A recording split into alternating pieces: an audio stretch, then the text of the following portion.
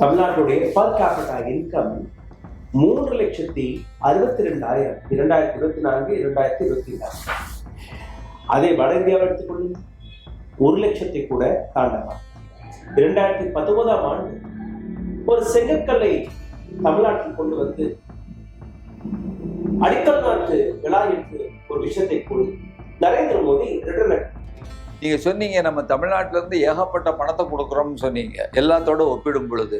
ஆனால் இன்றைக்கு தமிழ்நாட்டில் எத்தனை ஆண்டுகளுக்கு முன்னால நடந்தது இன்னும் இன்று செய்யலைங்கும் பொழுது வேதனையா இருக்குங்க. இப்போ இருக்கக்கூடிய அதிமுகவை நீங்க எப்படி பார்க்கிறீங்க? இப்போ உள்ள இருக்கிற அதிமுக ஒரு வித்தியாசமா இருக்கிறத நான் பார்க்குறேன். எப்படின்னு கேட்டீங்கன்னு சொன்னா, கடந்து அம்மையார் இருக்கிற வரைக்கும் கூட இன்றைக்கு மிகச்சரியாக தமிழ்நாட்டுடைய நலன் அப்படிங்கிறதுல இருந்து அவங்க சில விஷயங்களை பார்த்தாங்க. அதுபோல் வடக்கிருந்து வந்ததில் நிறைய விஷயங்களை தடுத்து நிறுத்துனாங்க. உதாரணமாக அந்த மின்சாரத்துக்கான அந்த விஷயம் உதயா மின் திட்டமாக இருக்கட்டும், அப்படி பல விஷயங்களை நம்ம அவங்க தடுத்து நிறுத்துறாங்க. ஆனால் இன்றைக்கு பார்த்தீங்கன்னா எதையுமே கேட்க முடியாத அளவிற்கு ஒரு கை பின்னால் கட்டப்பட்ட நிலையில தலைவர் அதிமுக தலைவர் எடப்பாடி இருக்கிறாரோ என்கின்ற ஒரு வேதனை தான் நமக்கு.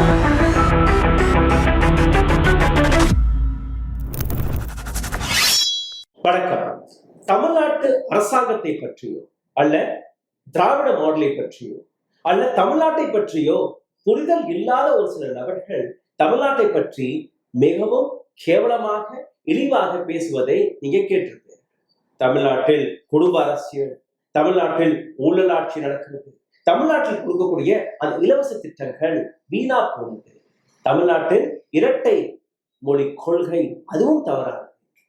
ஆனால் இன்னைக்கு நான் காட்டக்கூடிய ஒரு சில விஷயங்களை கவனமாக காது கொடுத்து கேளுங்கள், புரிய வரும். எந்த அளவில் தமிழ்நாட்டுடைய அடையாளம் தமிழ்நாட்டு மக்களை வைத்துதான் இன்னைக்கு உலகம் பார்த்தது. தமிழ்நாட்டின் நிலப்பரப்பு ஒட்டுமொத்த இந்தியாவில் இருக்கக்கூடிய நிலப்பரப்பிலிருந்து வெறும் 4% மட்டுமே. தமிழ்நாட்டுடைய பாப்புலேஷன் இந்தியாவின் பாப்புலேஷன்ல இருந்து வெறும் 6% மட்டுமே. ஆனால் தமிழ்நாடு இந்த நாட்டு ஜிடிபிக்கு கொடுக்கக்கூடிய அந்த சப்போர்ட் 9.4%, 9.4%. இது மட்டுமல்ல, தமிழ்நாட்டுடைய ஜிஎஸ்டிபி 31.19 லட்சம். இந்த வருடம் ப்ரொஜெக்ஷனை நீங்க பார்த்தீங்கன்னா 35.68 ட்ரில்லியன். இது மட்டுமல்ல, தமிழ்நாட்டுடைய பர் கேபிட்டா இன்கம் 3,62,000 2024 2024. அதே வட இந்தியாவை எடுத்துக்கொள்ளுங்க, 1,00,000 கூட தாண்டலாம். தமிழ்நாட்டுடைய மேனுஃபேக்சரிங் growth 14.74%. இந்தியாவுடைய மேனுஃபேக்சரிங் growth வெறும் 4.5%. தமிழ்நாட்டில் இருக்கக்கூடிய இண்டஸ்ட்ரீஸ் என்ன? ஆட்டோமொபைல், எலக்ட்ரானிக், டெக்ஸ்டைல்ஸ், எம்எஸ்எம்இ 39 லட்சம் யூனிட்ஸ் தமிழ்நாட்டில். தமிழ்நாட்டில் இருக்கக்கூடிய industries, factories 38,000. Chennai is the global auto hub. இந்தியாவிற்கு மட்டுமல்ல, ஒட்டுமொத்த உலகத்திற்கே, முக்கியமாக இவிஸ், செமிகண்டக்டர்ஸ், இது போன்ற ஏராளமான விஷயங்களை தமிழ்நாட்டிலிருந்து தான் உலகமே வாங்கி கொண்டிருக்கிறது. இப்போ சிந்தித்து பாருங்கள், தமிழ்நாட்டுக்கு எதிராக பேசக்கூடிய நபர்கள் இந்த புள்ளி விவரங்களை கொடுப்பார்களா அல்ல இந்த கான்ட்ரிபியூஷனை பற்றி பேசுவார்கள்? அதே நேரத்தில் Gujarat model, BJP model, development model என்று நீங்க ஒவ்வொரு நிமிஷமும் பார்த்து வருகிறீர்கள். ஆனால் அந்த டெவலப்மெண்ட்டுடைய ஒரு சில வீடியோ காட்சிகளை நீங்க பார்த்திருப்பீர்கள். பாலங்கள் இருந்து விடுவது, வாட்டர் டேங்குகள் சரிவது, அல்ல எத்தனையோ விபத்துகள். அப்போ தமிழ்நாட்டுக்கு எந்த மாடலை நீங்க எதிர்பார்க்கிறீர்கள்? திராவிட மாடல், தமிழ்நாட்டில் இருக்கக்கூடிய மக்கள் தேர்வு செய்யக்கூடிய மாடலா, அல்ல தமிழ்நாட்டில் ஒரு ஆட்சி இருக்கும் ஆனால் ஆர்டர் டெல்லியில இருந்து? உங்களுக்கு ஒரு வாட்டர் டேங்க் தேவை, ஒரு ரோடு வசதி தேவை, ஒரு பள்ளிக்கூடம் தேவை, ஒரு மருத்துவமனை தேவை என்றால் டெல்லி அதற்கான பணத்தை ஒதுக்கி, டெல்லி அதற்கான ஃபைல் கையெழுத்து போட்டு உங்கள்கிட்ட வரும் வரை நீங்க காத்து. எய்ம்ஸ் அதற்கான ஒரு மிகச்சிறந்த உதாரணம். 2019 ஆண்டு ஒரு செங்கற்கல்லை தமிழ்நாட்டில் கொண்டு வந்து அடிக்கல் நாட்டு விழா என்று ஒரு விஷயத்தை கூறி நரேந்திர மோடி ரிட்டர்ன் எடுத்தார். இன்னைக்கு வரை அந்த எய்ம்ஸ் நிலை என்னவாக இருக்கிறது சிந்திப்பார்கள். இதை பற்றி மிகவும் ஆழமாக இன்னைக்கு நாம் பேச போகிறோம். அது பாருங்க, பொலிட்டிக்கல் காமெண்டேட்டர், ஆக்டிவிஸ்ட் பாலகிருஷ்ணன் ஐயா இணைந்திருக்கிறார். ஏராளமான டேட்டாஸ், ஏராளமான தகவலுடன் இந்த பதிவை நீங்க பார்க்க போறீர்கள். ஐயா வணக்கம். வணக்கம் ஐயா. எய்ம்ஸ் விஷயத்திலிருந்து நம்ம தொடங்கலாம். ஏன்னா தமிழ்நாட்டை பற்றி, தமிழ்நாட்டுடைய வளர்ச்சியை பற்றி பல்வேறு வதந்திகளை பரப்பி வருகிறார்கள், திட்டமிட்டே பரப்பி வருகிறார்கள். அதுல எய்ம்ஸ் நீங்க சொன்னீங்களே, மிகச்சரியான உதாரணம். அந்த எய்ம்ஸை பத்தி பேசணும்னு சொன்னா 2015ஆம் ஆண்டு அறிவிக்கப்பட்ட தமிழக எய்ம்ஸ் மருத்துவமனை 2018ல மதுரை தோப்பூரில் இடம் தேர்வு செய்யப்பட்டது. 15ல அறிவிக்கிறாங்க, 19ல பிரதமர் அடிக்கல், 2021ல ஜப்பான் ஜைகா நிறுவனத்துடன் கடன் ஒப்பந்தம், 1.5 ஆண்டுகள் முடிந்ததற்கு பின்னும் அது என்ன கட்டுமான பணிகளே ஆரம்பிக்கல. வகுப்புகள் ராமநாதபுரத்தில் உள்ள ஒரு அரசு மருத்துவக் கல்லூரியில் நடந்துகிட்டு இருக்கு. இப்போ என்ன அளவுக்கு இப்போ விஷயங்கள் நடந்துகிட்டு இருக்குங்கிறத நம்ம பார்க்கணும். ஒண்ணு, இதோட பல மாநிலங்கள்ல இது போலே அறிவிச்சாங்க. அந்த 2015ஆம் ஆண்டு அறிவிச்சதுல அங்க என்னென்ன இடத்துல எப்படி இருக்குங்கிறத கூட நம்ம இன்றைக்கு பார்க்க வேண்டிய தேவை இருக்கிறது அப்படிங்கிறதாக நம்ம பார்க்குறோம். அதாவது இன்றைக்கு தற்போதைய நிலைமை எப்படி இருக்குன்னு சொன்னா, அதாவது 47% தான் கட்டுமான பணிகள் முடிந்திருக்கின்றன. 47%. மொத்த திட்ட மதிப்பு 1900 2021 கோடியாக மாறி இருக்கிறது. இதுவரை 471 கோடி ரூபா தான் ரிலீஸ் பண்ணியிருக்கிறாங்க 2000 கோடி ரூபாயில. கட்டுமான பணிகள்னா இன்னும் முன்னேற்றம் முழுமையாக முடியவில்லை. அப்புறம் 2026 இந்த வருஷம் அக்டோபர் மாதத்துக்குள்ள முடியலாம் அப்படின்ட்டு மத்திய அரசு சொல்லியிருக்கு. ஆனா என்னன்னு சொன்னா, ஒரு சில கட்டடங்களை அதுல திறந்து அவுட் பேஷண்ட்டை கொடுத்துட்டு ஆரம்பிச்சாச்சு அப்படின்னு முதல் கட்ட கட்டடங்கள் துவக்கலாம் அப்படிங்கிற மாதிரி ஒரு நிலைமை. ஏற்கனவே சொன்னது போல ராமநாதபுரத்துல அரசு மருத்துவக் கல்லூரியில இங்க வந்துகிட்டு இருக்குங்கிற விஷயத்த நம்ம பார்க்குறோம். அப்ப இதை முழுக்க முடியணும்னா 2027, 28 ஆகலாம். அப்போ இதை நான் இன்னும் பல இடங்கள்ல எப்படி நடந்திருக்கு அப்படிங்கிறத நான் முக்கியமா பார்க்கணும். ஆந்திர பிரதேசத்துல 2014 மத்திய அரசு 4 இதோட சேர்ந்து எய்ம்ஸ் அறிவிச்சது. அதுல ஆந்திர பிரதேசம் எய்ம்ஸ், உத்தரப்பிரதேசம் கோரக்பூர்ல, மகாராஷ்டிரால, அதே போல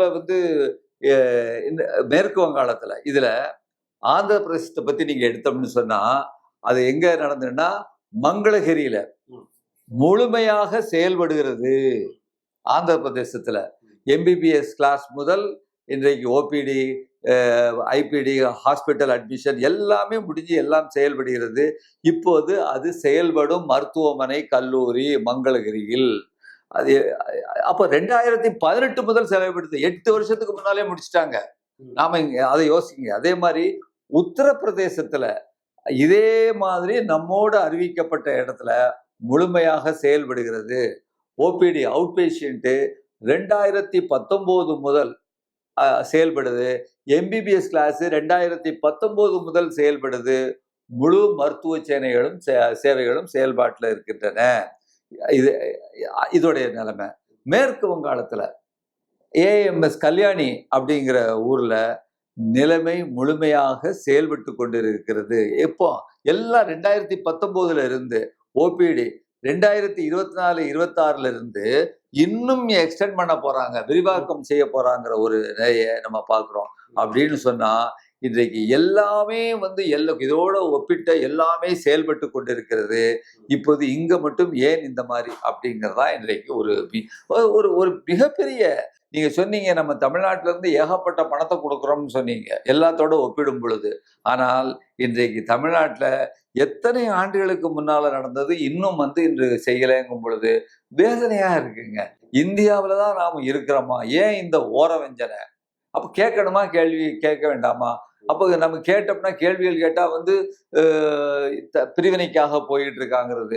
இப்ப நம்ம அட்லீஸ்ட் மக்கள் முன்னால இந்த விஷயங்களை போடுறோம். நீங்க ஒவ்வொருத்தரும் இந்த கேள்விகளை இதை பற்றி உண்மையை நீங்க செக் பண்ணிக்கிடலாம். நீங்க கூகுள் போய் இது உண்மையா பொய்யான்னு இதை கேட்டுக்கிட்டு நீங்க வந்து மக்கள் வந்து இதை புரிஞ்சுக்கணும். ஏன் மதுரைக்கார் குறைந்தபட்சம் மதுரையில் உள்ளவங்களாவது வந்து எங்களுக்கு வந்து உலகத்தரம் வாய்ந்த எய்ம்ஸ் ஏன் வரல எங்க ஊருக்குன்னு கேட்கணுமா வேண்டாமா அப்படிங்கிறத நம்ம இதோடைய முக்கியமான விஷயமா பாக்குறேன் நான்.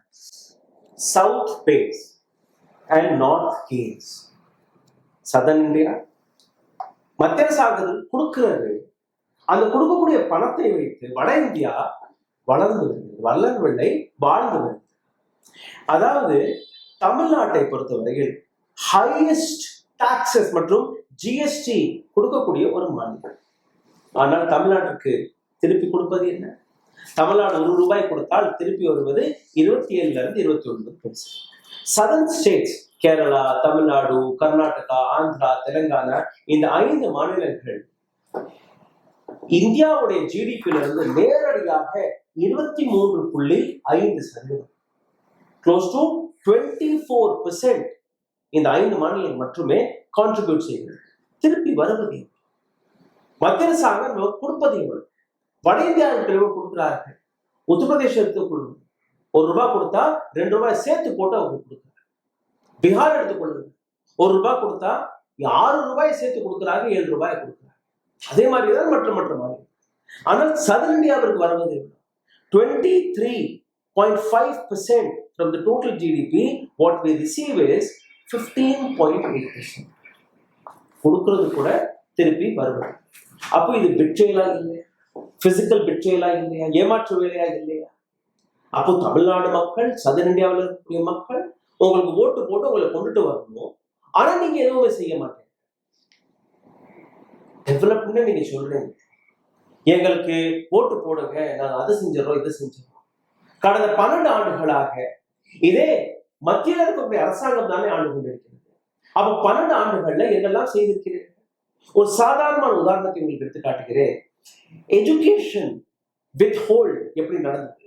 எஜுகேஷனை வைத்து எப்படி NEP, நியூ எஜுகேஷன் பாலிசி என்கிற பெயர்ல மும்மொழி கொள்கை நீங்க திணிக்க பார்த்தீங்க. ஆனால் தமிழ்நாடு அதுல ஸ்ட்ராங்காக இருந்தது. அப்போ பிஜேபி பிளாக்மெயில் செய்கிறதுல இறங்கிட்டாங்க.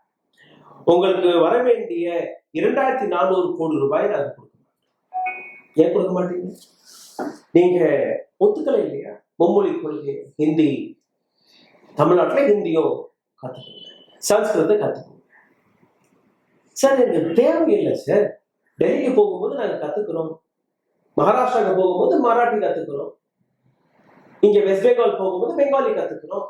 எப்படி வட இந்தியர்கள் தமிழ்நாட்டுக்கு வரும்போது அவர்கள் தமிழ் கத்துக்கிறார்களோ அதே போன்று நாங்க அங்க போகும்போது கத்துக்கிறோம். இல்லை இல்லை இல்லை, இதெல்லாம் ஏத்துக்க முடியாது. அவர்கள் கத்துக்கிறார்களோ இல்லை அதை பத்தி நீங்க பேசக்கூடாது. ஆனா தமிழ் மக்கள் ஹிந்தியை கத்துக்கணும். இல்லைன்னா இந்த பணத்தை நாங்கள் 2400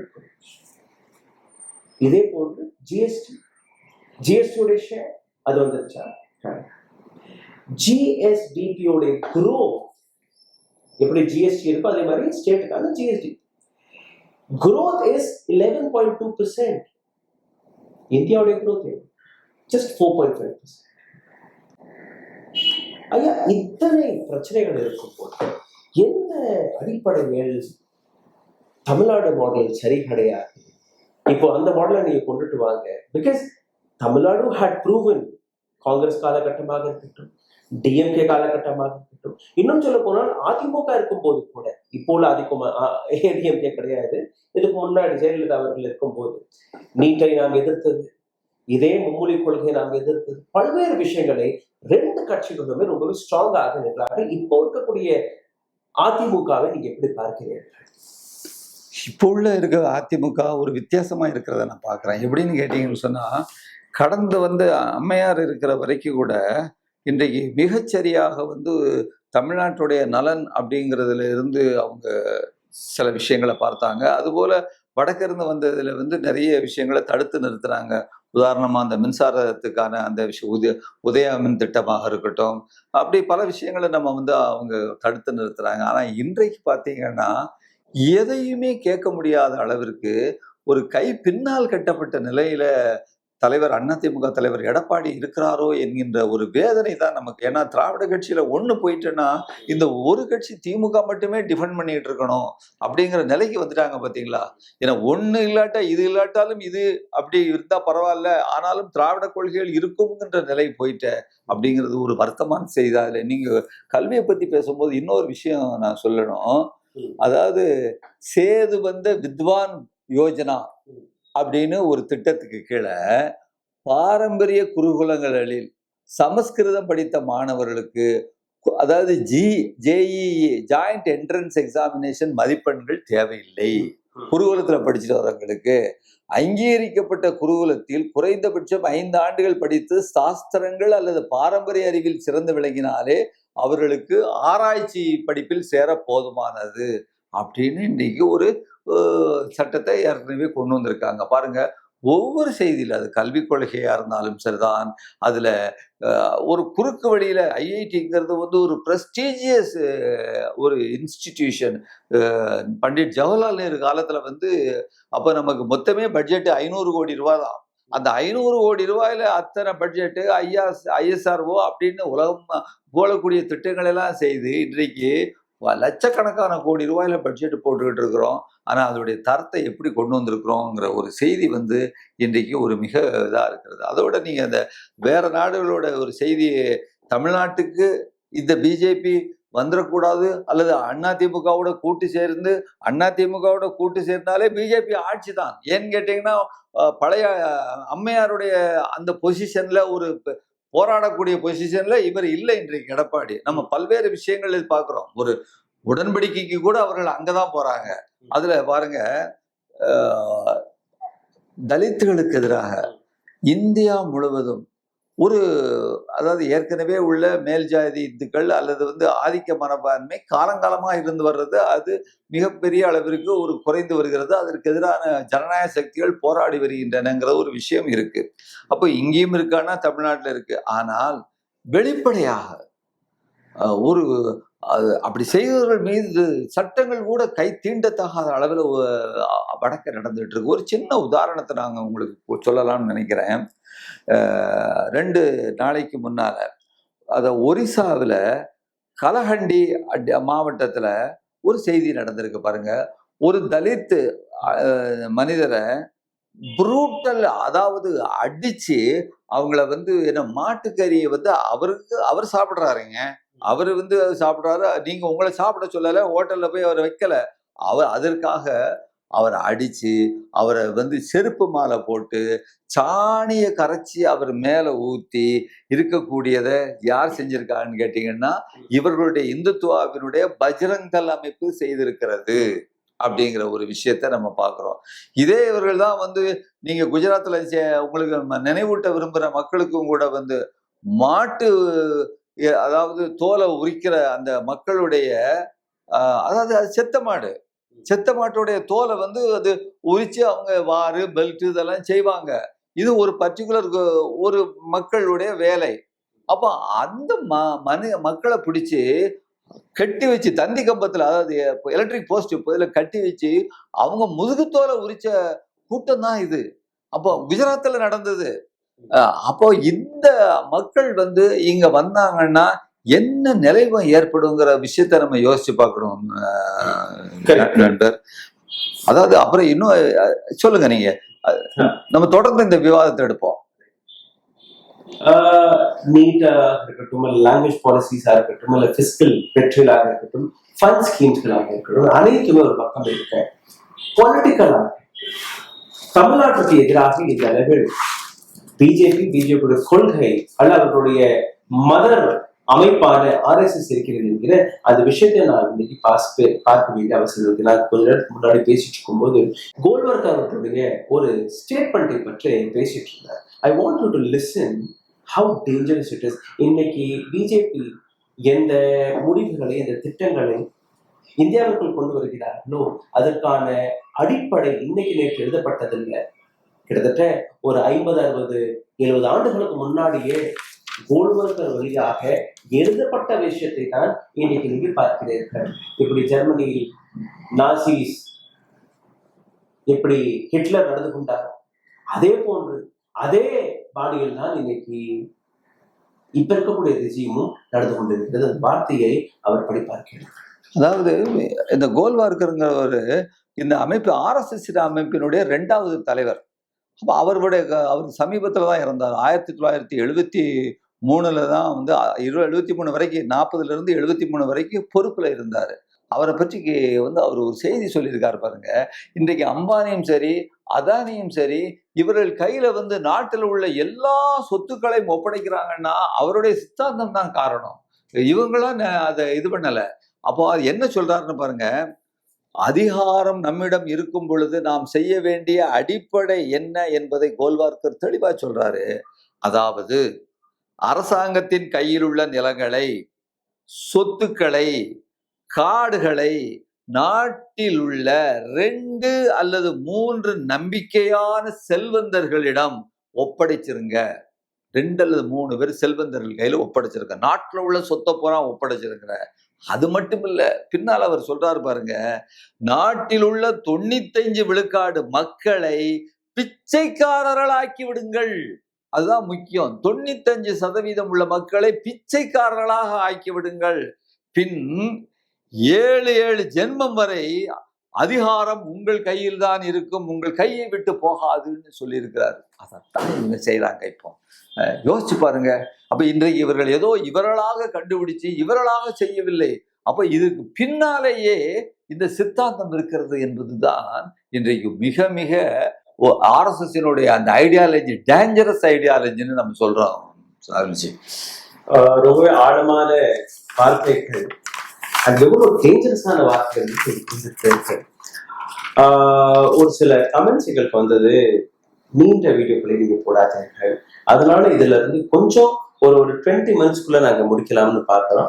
அடுத்தடுத்து நீங்க பார்த்தீங்கன்னா ஒரு வீடியோக்கு பதிலாக ஒரு 2-3 வீடியோக்களாக போட்டோம்னா நீங்களும் அதை முழுமையாக பார்ப்பீர்கள். ஆனால் இந்த வீடியோவை பார்த்து கொண்டு ஒரு சில விஷயங்களை நீங்க ஒரு ரெக்வெஸ்டாக நாங்க எடுத்து வைக்கிறோம். டெமோக்ராட்டிக் தமிழ் ஐயாவுடைய ஒரு சேனல் இருக்கு, ரூஸ்டர் நியூஸ் எங்களுடைய சேனல். இதை தாண்டி எங்கள் போன்ற இண்டிபெண்டன்ட் ஜேர்னலிஸ்ட்கள், எங்கள் போன்ற இண்டிபெண்டன்ட் அமைப்புகளுக்கு நீங்க உதவ நினைக்கிறீர்கள். உங்கள் மனதிலும் ஏராளமான கேள்விகள் வரும். நீங்க வெளிப்படையாக ஒரு சில கேள்விகளை பேச முடியாமல் இருப்பீர்கள். அந்த கேள்விகளை கீழே கமெண்ட்ல நாங்க ஏதாவது தவறுதலாக டேட்டாவை கொடுத்திருந்தா, உங்களுக்கு அந்த டேட்டா சரியாக போட்டிருந்தால் அதையும் நீங்க கீழே கமெண்ட்ல எழுதுங்க. தவறுகள், திருத்தங்கள் எல்லாத்துக்குமே as well as your criticism அதையும் நீங்க எழுதலாம். நரேந்திர மோடியோட கிரிட்டிசிசம் மாதிரி எல்லாம் கிடையாது. நாங்க கமெண்ட்ல ஆஃப் பண்றக்கூடிய நபர்கள் கிடையாது. So please feel free to comment your opinion, your questions specially. இதை தாண்டி லைக், ஷேர், சப்ஸ்கிரைப் பட்டனை தட்டுங்க. இந்த வீடியோ பல நபர்களுக்கு போய் சேருங்க. அதையும் தாண்டி பொருளாதார ரீதியாக உங்களை முடக்கி வருகிறார்கள். அதிலிருந்து மீட்டெடுப்பதற்காக அருகில் இருக்கக்கூடிய QR கோடு இருக்கவே இருக்கு, ஸ்கேன் செய்யலாம். உங்களால் முடிந்ததை தெரிவிக்கலாம். ஐயா நன்றி. ஊடகம் கார்ப்பரேட் அரசியல்வாதிகளின் கைப்பாவையாக, அடிமைகளாக இருந்தது போதும். இனி சாட்டை எடுத்து சுழற்றும் நேரம் வந்துவிட்டது. ஊடகம் பொதுமக்களாகிய உங்களுக்காக, உங்களாலேயே இயக்கப்பட வேண்டும். ஊடக சுதந்திரத்திற்காக உங்களின் பங்களிப்பை இன்றே அளித்திடுங்கள்.